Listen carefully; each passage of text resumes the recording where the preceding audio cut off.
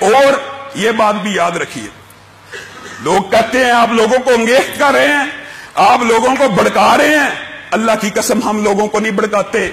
یہ تمہارے گندے نکمے اجلت میں کیے ہوئے مغرب اور یورپ کے احکامات پہ کیے ہوئے امداد کے لیے، پیسوں کے لیے گندے نکمے سکم والے فیصلے ممتاز قادری پیدا کرتے ہیں، غازی پیدا کرتے ہیں. جب قاضی فیصلے نہ دیں تو غازی پیدا ہوتے ہیں.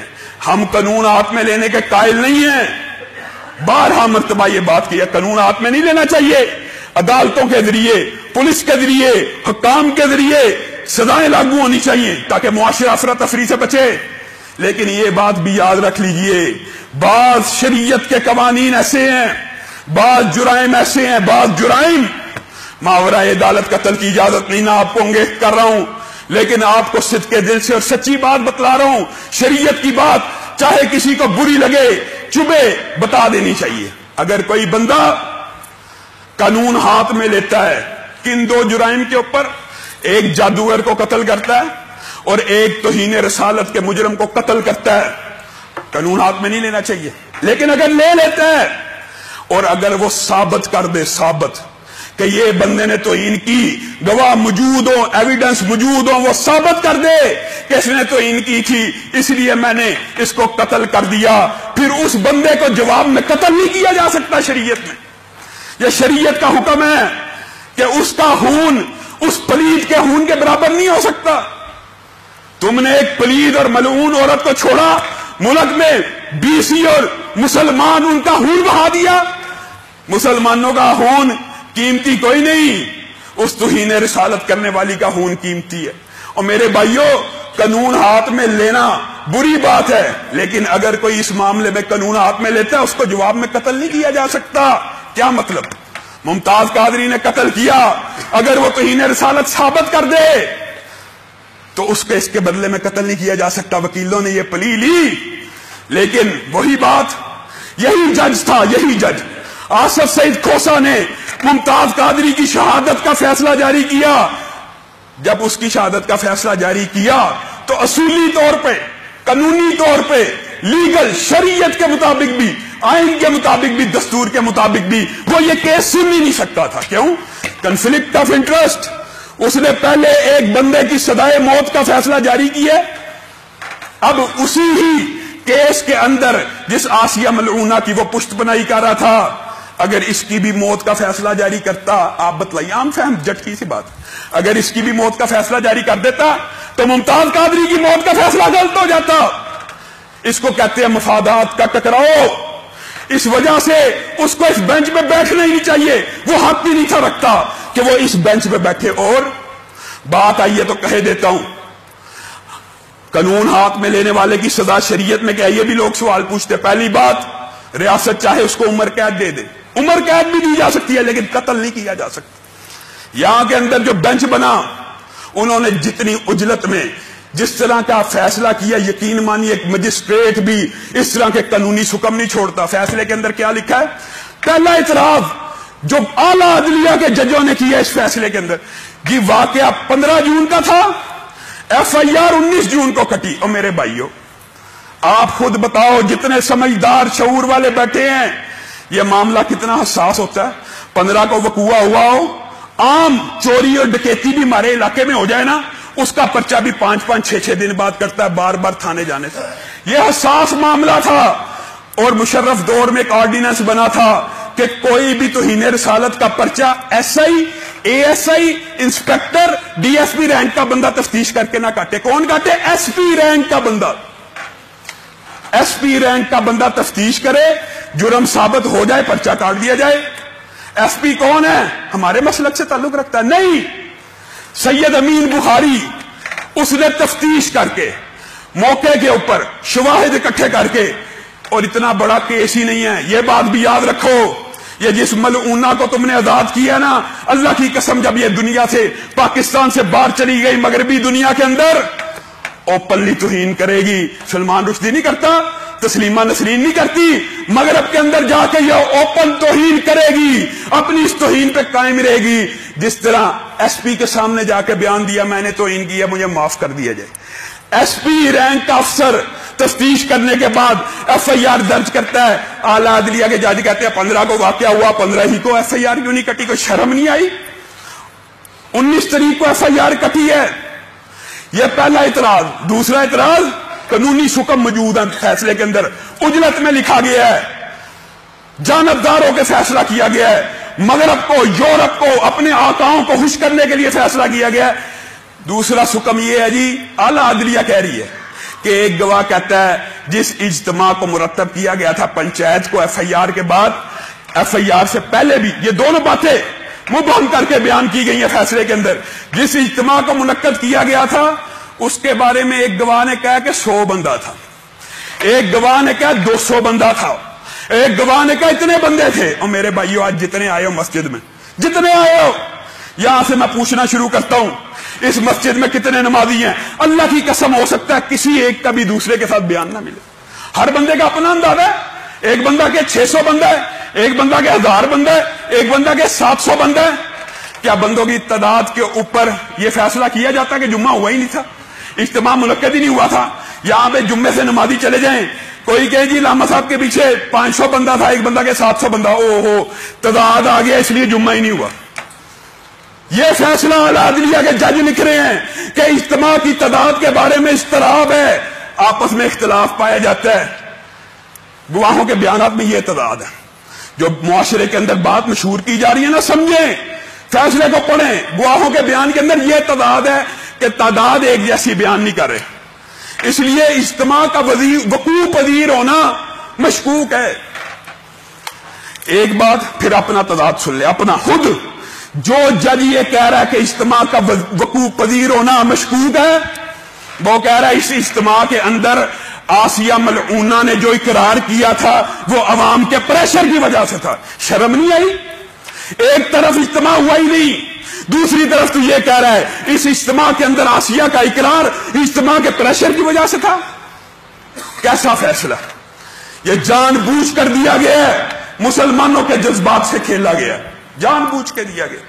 میں آپ کو برملا طور پہ کہتا ہوں، ہو سکتا ہے لوگ گھبراتے ہوں تو انہیں عدالت لگ جائے گی، اور تم اپنی توہین کے اوپر 5-5 سال 10-10 سال لوگوں کو نااہل قرار دے دیتے ہو، اور رسول اللہ صلی اللہ علیہ وسلم کی توہین کی تمہاری نظر میں اہمیت ہی نہیں ہے۔ یہ کیسی بغیرتی ہے، یہ بے ضمیری ہے، یہ بے حسی ہے۔ عدالت کے فیصلے کے اندر ایسے ایسے حکم موجود ہیں کہ جو قانون دان ہے۔ میں تو ایک عام ایڈوکیٹ ہوں، قانون کا طالب علم ہوں، قانون جاننے والے اس فیصلے کے اوپر ہنس رہے ہیں کہ ججوں نے، مجسٹریٹ کیا، بہت چھوٹے لیول کا ایس آئی اور اے ایس آئی بھی جب پیسے لے کے کسی کو بے گناہ لکھتا ہے وہ بھی اس سے بہتر لکھتا ہے۔ عام قانون دان یہ کہہ رہے ہیں۔ اور فیصلے کی تاریخ کے حوالے سے غور کیجئے، فیصلہ کس طریقے کو سنایا جا رہا ہے؟ جس دن غازی علم دین شہید کو پھانسی کے گھاٹ پہ لگایا گیا، اس دن تمثیلی طور پہ آپ کو ایک بات بتلاؤں، یہ بھی بات جو ساتھی اس کیس کو شروع سے جانتے ہیں ان کو تو علم میں ہے۔ یہ جو اٹا والی کے اندر واقعہ ہوا، یہ لوگ اللہ کی قسم اتنے پرامن تھے، اتنے پرامن تھے، انہوں نے اپنے ہاتھ میں قانون لینے کی ایک مرتبہ بھی کوشش نہیں کی۔ اس کی مثال کیا ہے؟ اجتماع کے اندر کوئی گستاخ رسول اقرار کر لے میں نے گستاخی کی، یا پھر زندہ بچ کے چلا جائے۔ مسلم معاشروں میں ایسا ہوتا ہے، انہوں نے اس کو ایک تھپڑ نہیں لگایا، ایک تھپڑ نہیں مارا، قانون کے حوالے کیا کہ ہم قانونی پیروی کریں گے۔ جو لوگ قانون کی پیروی کرنا چاہتے ہیں، عدالت کے اندر دلائل دینا چاہتے ہیں، تم نے ان کا گلا گھونٹ دیا۔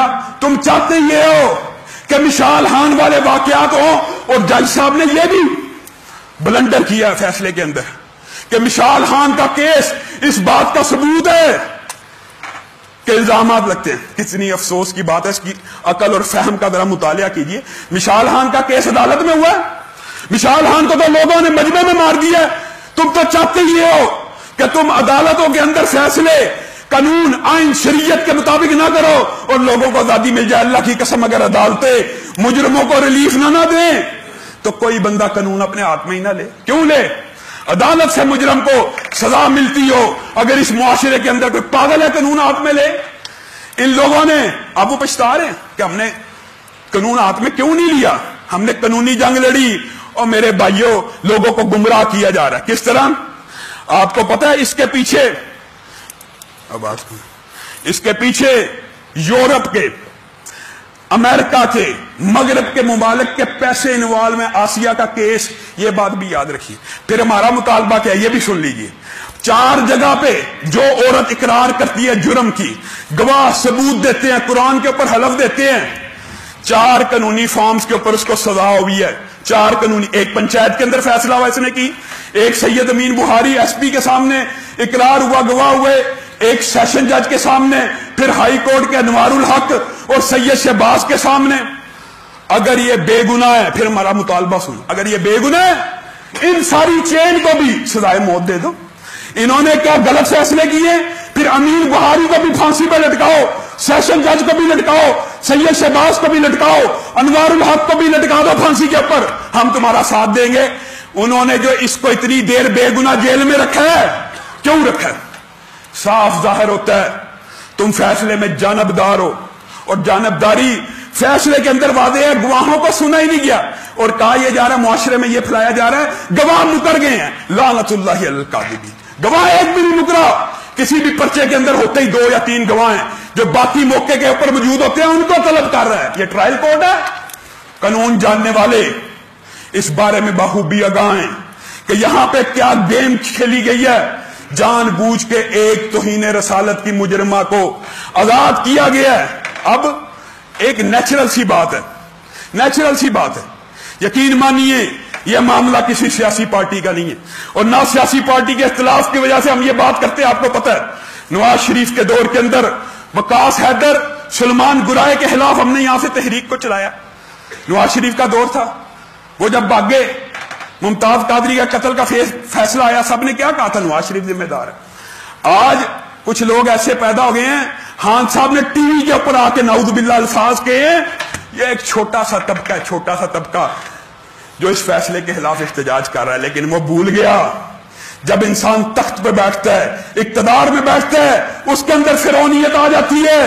فرعون نے 4000 سال قبل یہی الفاظ اللہ رب العزت نے کلام حمید میں نازل فرما دیے، ان ہؤلاء لشرذمہ قلیلون، یہ جو چھوٹا سا طبقہ ہے نا، شرارت کرنے والا حقیر سا، یہی الفاظ قرآن پاک کے اندر سورۃ شعراء کے اندر فرعون کے موجود ہیں۔ یہ چھوٹا طبقہ نہیں ہے، یہ محبان رسول کا طبقہ۔ تو سمجھتا ہے کہ پی ٹی آئی کے جو ورکر ہیں وہ تیرے ہر فیصلے کی حمایت کریں گے؟ نہیں کریں گے۔